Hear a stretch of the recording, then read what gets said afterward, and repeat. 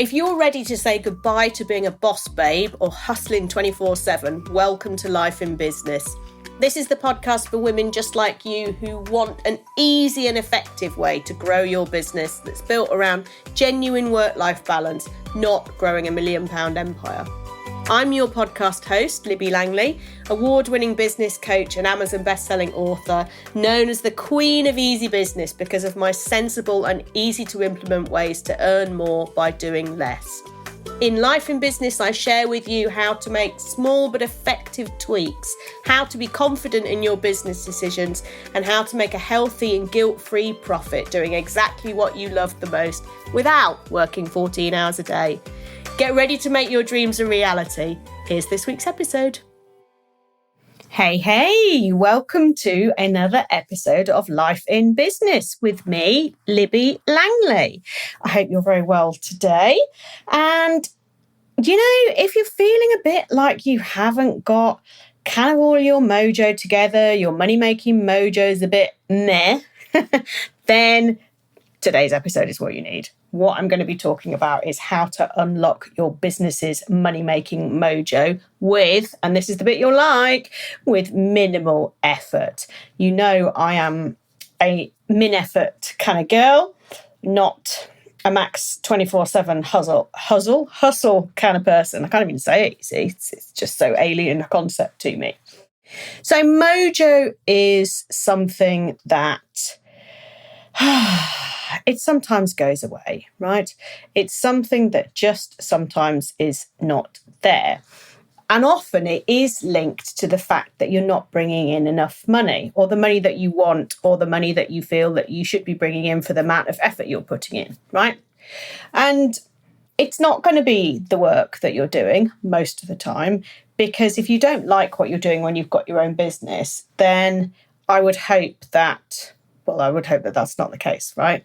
I would really hope that you're doing what you do because you love it. And it's kind of all the periphery stuff. It's not the servicing the clients that's the problem. It's the periphery stuff that gets you down, right? So it's this not earning enough. It's this not getting back what you want for what you're putting in, okay?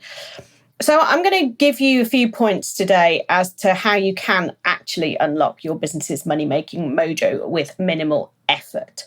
And the first thing for you to think about on that is it's about you, right? We need to take it back to you because you are your business. So we need to take it back to you. And that is for you to be really clear on who you are and what you stand for and what you do, right? And it sounds so simplistic, but I betcha that if I said to you, what do you do? If you're one of my clients listening to this, by the way, absolutely, you will have no problem answering this question. But if I say to you, who are you and what do you do? What do you stand for? I am fairly sure that you would struggle to answer that absolutely succinctly in one sentence, right? And you're not alone in that at all.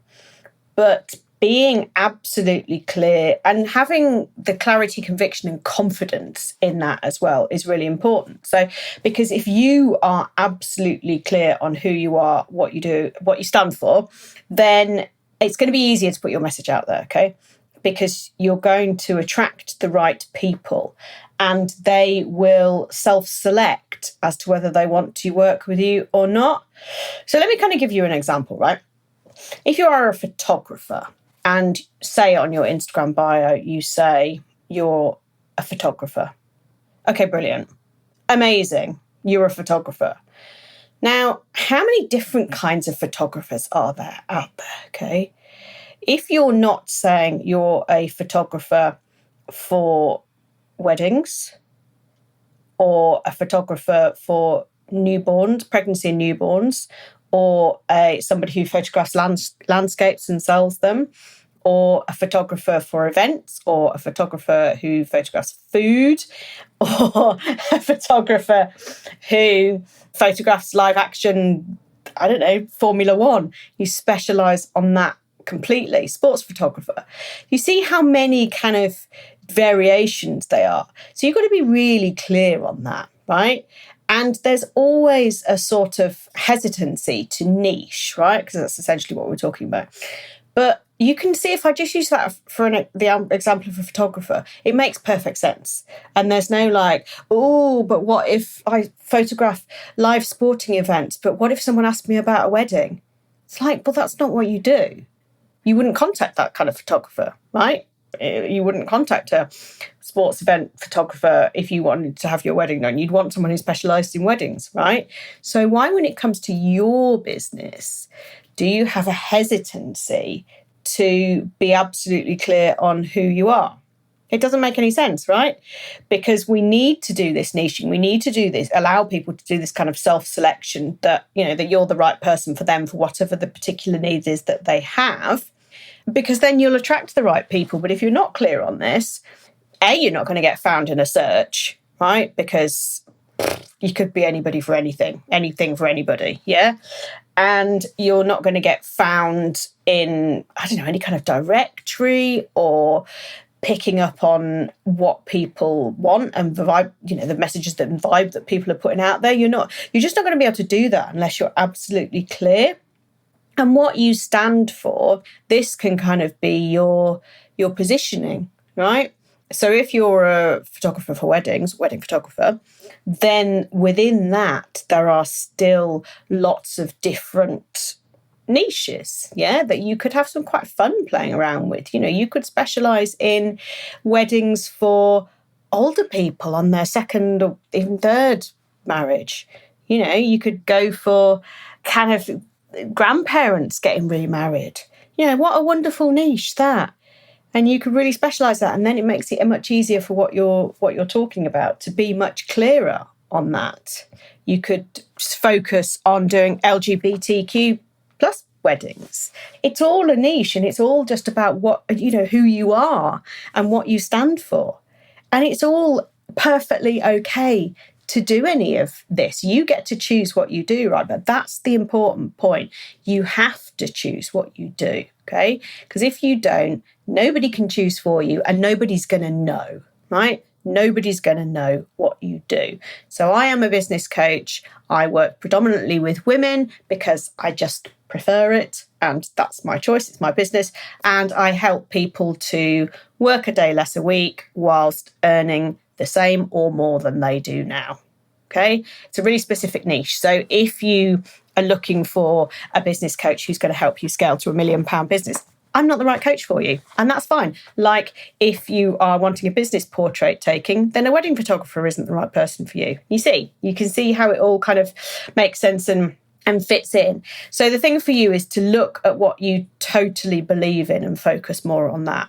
And I had a client, actually, this is just such a wonderful story. I had a client who helps people with their well-being. She's a nutritionist, helps people with their well-being. And throughout our calls together, the one thing that she would always mention was her faith. Okay, not in a big way, it just kind of in a sentence, just fitted in with the other stuff that we're talking about.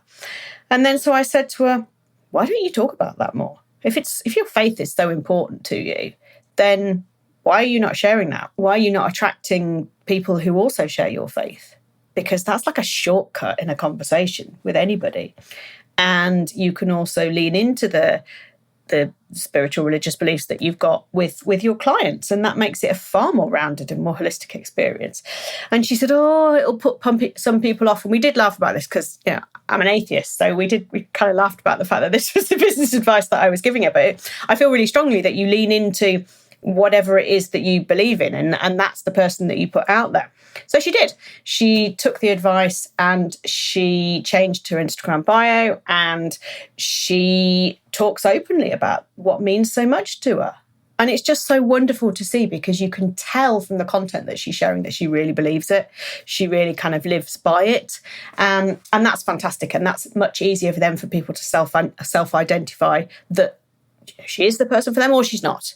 And I think that self-selection is massively important. We're kind of taking something off our plate, trying to force people to decide and making it easier for them to decide whether they do want to or not, right? So it's brilliant. And it's easier to make money like that because you are just attracting the right people, right? And all it takes is you just being absolutely overtly honest with yourself and with everybody else. Not if it's too weird, okay? But about embracing who you really are and being proud of that. And I think that's a wonderful thing to do.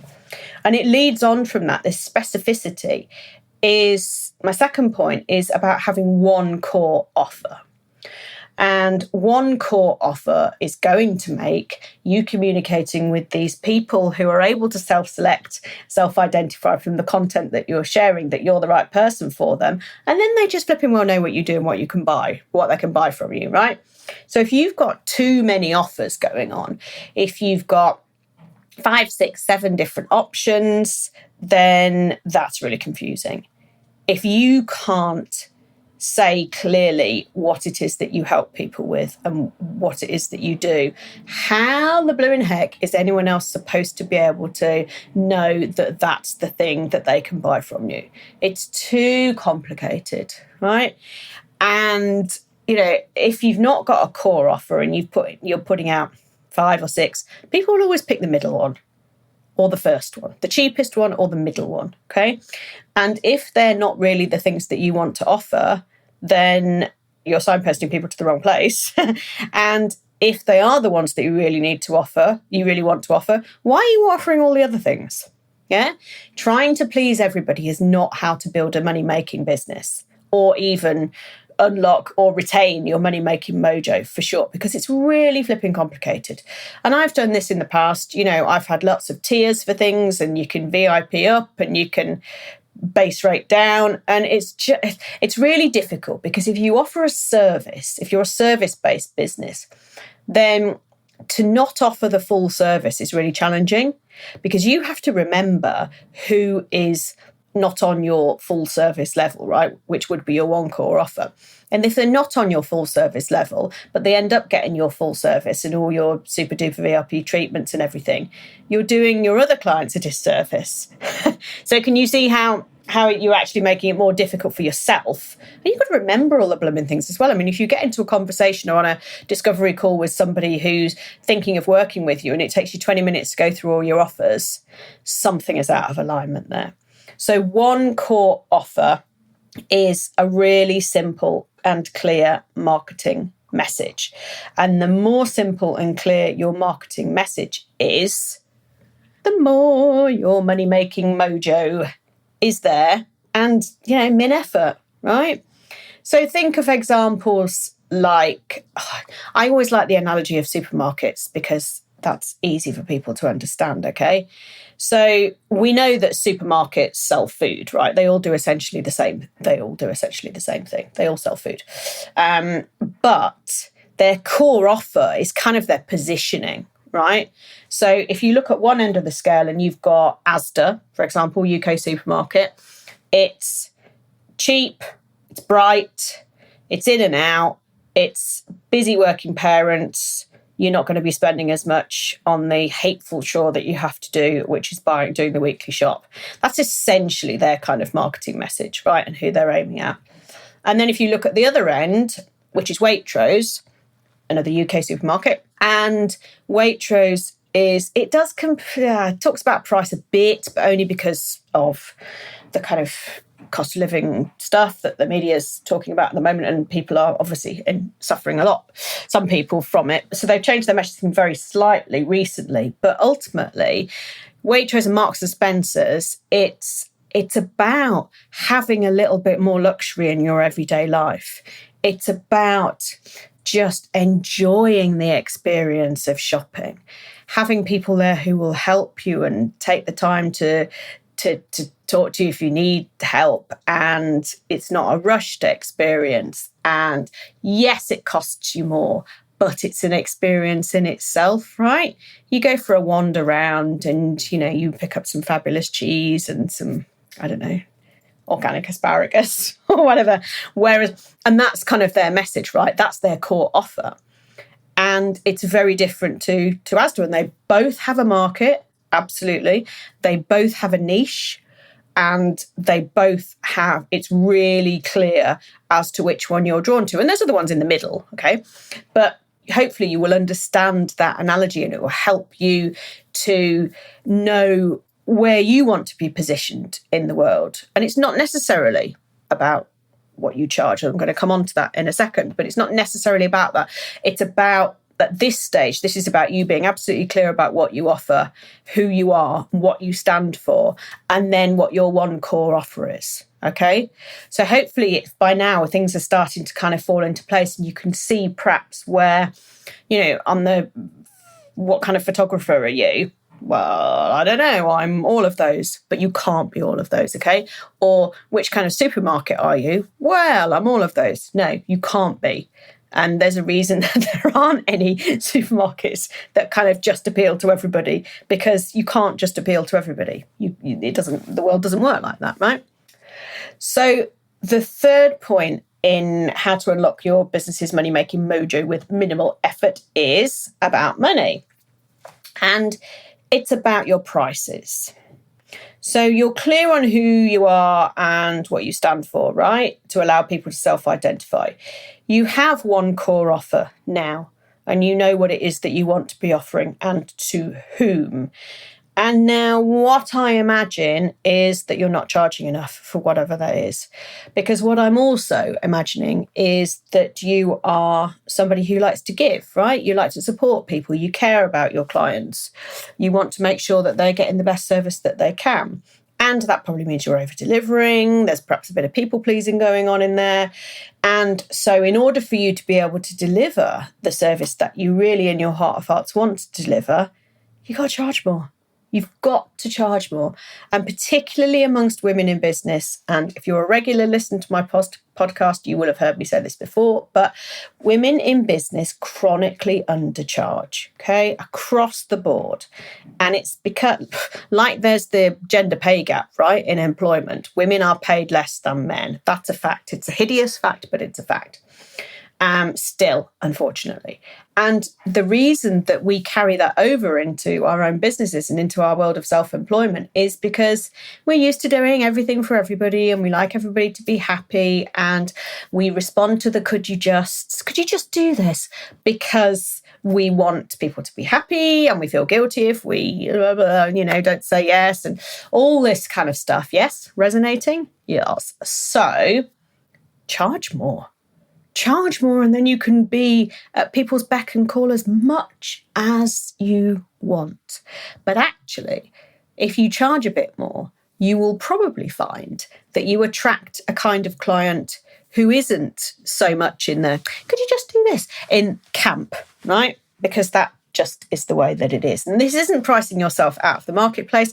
This is about you charging what you are worth, not that the amount you charge is a reflection or, kind of the deciding factor for what you're worth in the slightest. It isn't. Your prices do not determine your worth. That's what I'm trying to say. But you should charge what the value of the service you are offering is worth. Okay, so what's the transformation that you offer? There's a few things that you need to do with this. You need to cost out exactly how much something costs you to deliver. Okay, so that's all the elements in there. It's even things like petrol to get to places if you need to go to places. It's about the software that you need in order to be able to deliver the service. It's about the experience that you've got in delivering that service and how easily, quickly, simply, explosively you can deliver the transformation to your clients, okay? It's not about an hourly rate, because the more experience you have, the quicker you can do something, or the more brilliantly you can do something, right, than when you're starting out. So the more experience you've got, you actually can probably achieve results for your clients more quickly, but you should be charging more because you're more experienced. Yes? Think of an example in terms of, I was going to say doctors, but I don't want to be in any way contentious about or controversial about this, but this is not about how much in the NHS people are paid, because that's a whole different topic for a whole different conversation. But the majority of the work done in hospitals is by nursing staff and junior doctors, right? And junior doctors are people who are newly qualified up to the point that they become a consultant. So it covers quite a wide range. But initially, when they kind of come into the health service, then they're not as qualified, right? There's people who are more qualified than them, and therefore they're on the lower salary. Any job you go in, an apprentice, which I'm not saying a newly qualified doctor is an apprentice because they've already trained for 7 years, but anybody who comes in at the beginning of a service, right, or a job, is the lowest paid. Okay, and then as you get more experience, so if you work yourself way up to consultant level, you're not necessarily on the shop floor as much necessarily, but you get brought in for the difficult stuff. Okay. And I realised that this was a terrible analogy to use because it's fraught with caveats, but hopefully you understand the principle of what I'm trying to say here. I should have gone with a different analogy, but hopefully you understand that. And the thing is, the reason that the person with the years experience and the expertise is brought in, because they've been there and done that a million times, okay? So they know what to do. They know what to do in the situation because they have real lived experience in doing it. And that means that they can go straight to get the answer, straight to this is what you need to do. And that is worth more, okay? For any of us in any of our businesses, this experience is worth more. So that's why charging on an hourly rate is not, it's kind of not a great way to work things out because it doesn't take any of that other stuff into account, okay? Your experience counts for a huge amount. So if you're costing out all those elements into what you charge, like things like your petrol, your software, your experience, anything else that is a cost in the thing, then you'll probably come out at a different price than you're actually charging. Okay, so it's worth looking at that. And obviously, the more you raise your prices to be reflective and you to be comfortable with them, then the more money you're going to make with zero effort, minimal effort, because you're just going to be making more money for what you do. And it's going to be fairer for you because you deserve to be paid for what you do, right? You've got all this fabulous experience and skill, and there's no reason that people should access that for free. Within your business. So being clear on who you are and what you do, what you stand for, having one core offer that people can buy or not buy, once they've self-identified that they want to work with you, and then raising your prices to be charging a fair rate and what you're worth based on all those factors that I've already listed. And that's kind of a 3-step strategy to having this money-making mojo. And once you've got that in place, and once you're doing that, and you can just go out and talk about your business and share what you do, and people come to you because it's so simple and easy to know why you want it. Just to give you the final example, going back to the supermarket analogy, Marks and Spencer's, their food adverts, they always say, this is not just food, this is M&S food. And I can't do the voice, but who doesn't want that? Who doesn't want food but just better? I mean, people do. It's so attractive. So that's why I like to use the supermarket analogy, which is singularly more successful than trying to use one with doctors. But that's why I like to use supermarket analogies, because it just kind of makes sense, right? We all understand and we all know which one we identify with as well, for sure, on the supermarket scale. So your business has so much money-making potential, and it's just there for the unlocking, right? And if you are this kind of ready to unlock, super chilled business where you can bring in money with minimal effort, then this is the kind of thing that I help my clients with every single day. You can always book in a free 30-minute call with me on Zoom to identify the specific things in your business that you need to work on so you can make more money and work less, which is the ultimate goal for me, my clients, and hopefully everybody else in the business world, because it will make the business world a happier, more productive place. And that's what we want it to be, right? So thanks for sharing this time with me today.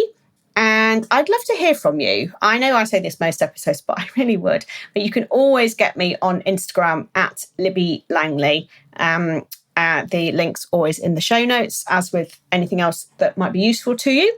So do please get in touch. Tell me how you're doing. Tell me what you're thinking about. And I'm going to see you next time. So thanks ever so much. I'll see you then. Thank you for listening to Life in Business. Please make sure that you subscribe or follow so you don't miss any future episodes. And if you enjoyed today's show, please leave a review, as it helps others to find the podcast and spread the word that there's an easier way to do business. If you want to chat with me about today's episode or suggest a topic for the future, I would love to hear from you. You can find me on Instagram @Libby Langley. See you next week.